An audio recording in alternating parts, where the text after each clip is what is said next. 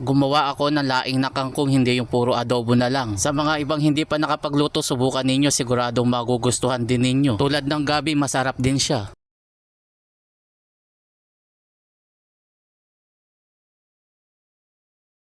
Pakukuluan ko na muna yung karne ng baboy na nabili ko sa supermarket. Nilagyan ko lang ng asin at saka ng paminta para magkaroon ng lasa. 90 pesos nga pala ang bili ko sa karne. Dili sana yung bibilin ko, kaya lang mahal at saka kaunti lang yung laman. Sarado na kasi yung palengke, kaya karne na lang ng baboy yung binili ko sa supermarket. Habang nakasalang naman, iniready ko naman yung iba ko pang gagamitin tulad ng bawang at saka ng sibuyas. Luya at sili, bumili din ako ng 3 tali ng kangkong. Kaunti lang kasi kapag kadalawa lang. Manipis yung ginawa kong pagkakahiwa sa tangkay ng kangkong. Ganon din pati yung dahon. Kung sakaling nandito ka na sa bahagi ng aking video, paki-like and share mo naman para madaming makapanood. Pinatuyo ko lang yung karne ng baboy at hindi ko na hinintay na lumabas yung sarili niyang taba. Pagdating naman sa sahog, pwede rin naman kayong gumamit ng iba tulad ng hipon. Pwede rin yung karne ng manok. After ko maglagay ng kaunting mantika, nilagay ko na yung luya. Hindi kasi pwedeng mawala ang luya kapag ka magagata. At kung nandito ka pa rin sa bahagi ng aking video, paki-comment mo naman kung tagasan ka para malaman ko kung saan napapanood yung aking video. Shoutout nga pala sa mga taga Cabiao, Nueva Ecija, lalo na kay Ma'am Leng Parungaw. Tapos inihalo ko na yung karne, naglagay na rin ako ng powder na paminta. Dinamihan ko na para lalong malasa. Sinangkotsa ko pa yan ng ilang minuto para lalong kumapit lahat yung mga inilagay kong ingredients. Yung gata naman, nagbuhos lang ako ng kaunti at hindi ko lahat inilagay. Sa mga bagong followers at viewers nga pala, welcome po sa inyo. At kung hindi ka pa nakapollow sa akin, paki-follow na lang ako para updated ka sa mga susunod. After ko mapakuluan yung unang gatang inilagay ko, naglagay naman ako ng tubig. Isang tasa lang naman yung ibinuhos ko, medyo malambot na rin naman kasi yung karne ng baboy. At saka ako hinalo para mag-combine lahat para kapag kakumulo pantay. Naglagay din ako ng dahon ng laurel. Optional lang naman yung paglagay, depende na lang sa inyo kung gusto nyo maglagay. Kung nandito ka pa rin sa bahagi ng aking video, baka pwede naman ako maglambing, paki-like and share para madami makapanood. Inuna ko nang inilagay yung tangkay ng kangkong. Yung dahon naman kasi madali lang naman kasi maluto. Malaking tipid yung ganitong ulam, wala pang 100 makakapagluto ka na ng laing. Lalo na siguro kung meron ka naman mapagkukunan ng gulay. Baka kung dilis yung ginamit ko, wala pang 100 yung magagastos. Kahit bumili ka lang na halagang 20 pesos na dilis, ibinuhos ko na rin yung natirang gata. Kung itatanong ninyo kung ano ang lasa, para din kayong kumain ng laing na gabi. Halos magkalapit yung lasa nila. Pinakuluan ko pa yan ng ilang minuto, hindi pa kasi luto yung gata. Maganda kasi kapag nagmamantika na yung laing. Para lalong ganahan sa pagkain, naglagay ako ng siling pansigang at saka ng siling pula. Sa huli ko na nilagay para hindi masyadong maparas. Naglagay pala ako ng Knorr cubes dyan, di ko palang na-i-video kaya konting asin na lang yung inilagay ko. Kung sakaling kulang pa sa alat, tsaka ko na lang i-adjust. Medyo nadadamihan pa ako sa gata kaya pinakuluan ko pa yan ng ilang minuto. Masarap kasi kapag nagmamantika yung pagkalaing. At nang okay na, isinaling ko na sa lagayan. Paano mga lods, kain muna tayo.